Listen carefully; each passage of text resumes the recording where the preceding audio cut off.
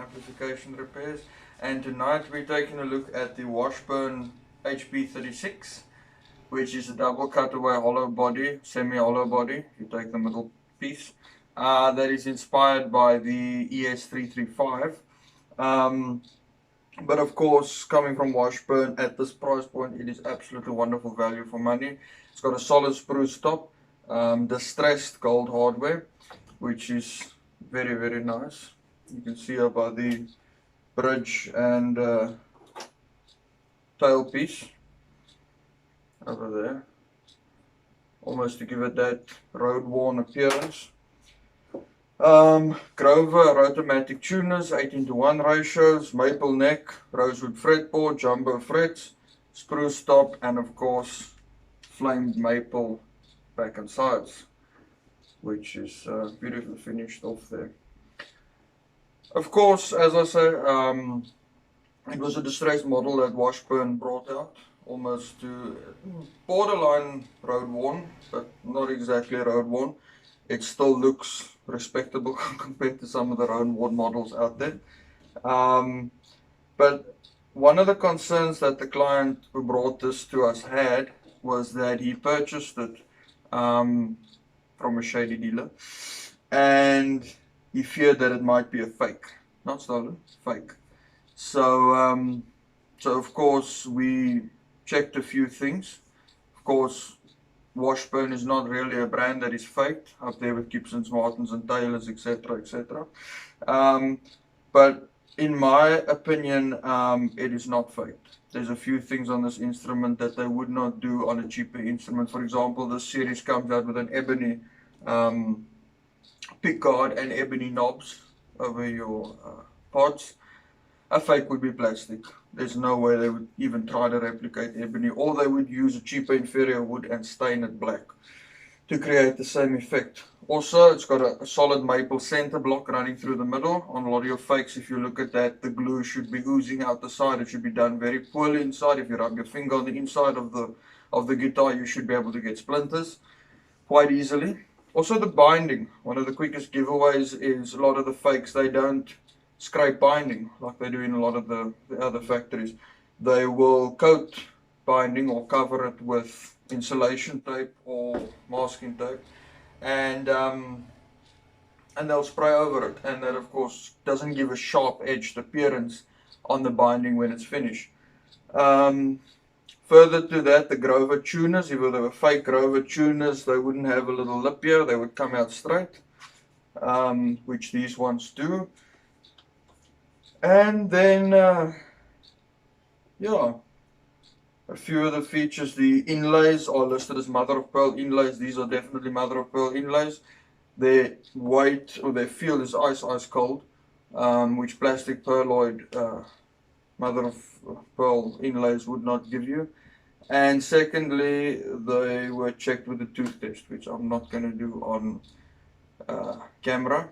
But basically, your quickest way to tell mother of pearl from plastic pearloid is to knock it against your two front teeth. Of course, when you do that, it gives you a completely different sound, and not a sound, but it makes a different noise, a very bright, clear, crisp noise, knocking noise compared to plastic, which is dull and tough and does nothing. So definitely genuine mother of pearl inlays, double binding running the full length. And I just love the distressed look of the guitar. I mean, this tobacco burst finish, as well as the distressed hardware, the double binding, absolutely wonderful. And of course, in dimension and shape, inspired by the ES335, by the unmentionable brand. So yeah, absolutely wonderful guitar. The only thing we have to do on this one is of course set it up. One of the machine heads were missing, which we found.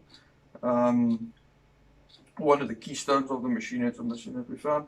The client wants Graphtec nut fitted, so we've sourced that for him.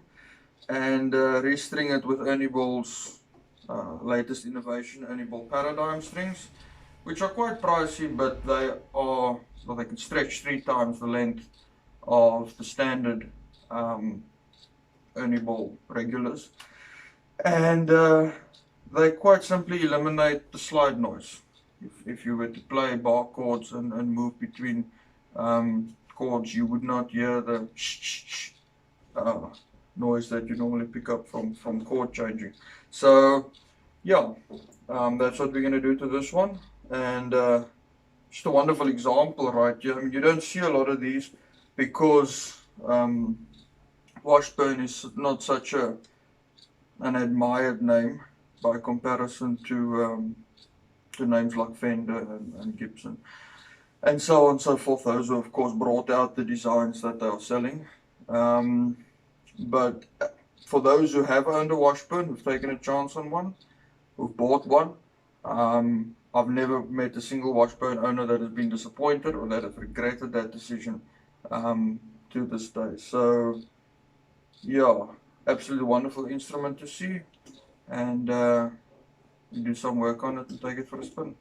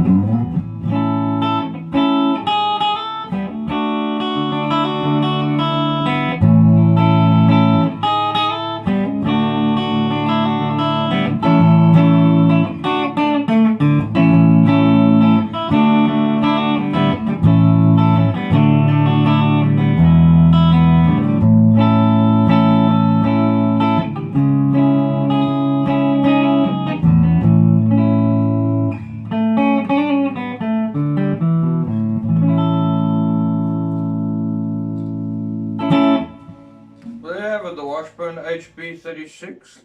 Hollow body, semi-hollow body that we set up and sprayed its electronics, put paradigm strings on, and we were going to replace the nut with a Graphtec when we found out that the original nut was a new bow nut, which is part of the Graphtec brand, so we left that as standard. And yeah, tuning stability greatly improved, and absolutely wonderful guitar to play around with. You know, the joy of having the center block running on these hollow bodies really eliminates the body buzzing that you get from the hardware. You know, I've got the old Ebony's 335 hollow body, which is a complete hollow body, and everything rattles if it's not plugged in. And this just eliminates that completely, which is absolutely wonderful. Distressed gold hardware, and yeah, just a beautiful distressed finish on this model. But from me, Lallies, thank you so much, and check you next week.